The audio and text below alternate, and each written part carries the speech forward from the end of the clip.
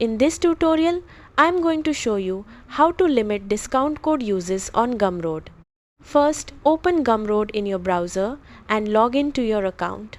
Once you are inside your dashboard, go to the checkout section from the left sidebar and open discounts. Here, you can either create a new discount code or edit an existing one.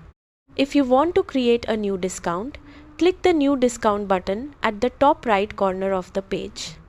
Now enter a name for your discount code and choose the product you want the discount to apply to.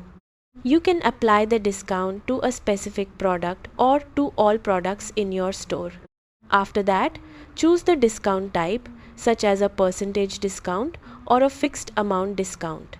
For example, you can create a 10% discount or a fixed $5 discount. Next, look for the option called Limit Quantity or Usage Limit. This is where you can control how many times the discount code can be used. For example, if you enter 10, only 10 customers will be able to redeem the discount code before it expires automatically. If you enter 5, then only 5 total uses will be allowed. Once you finish setting the discount details and usage limit, click Add Discount or Save Changes at the top right corner of the page. And that's how to limit discount code uses on Gumroad. Thanks for watching and goodbye.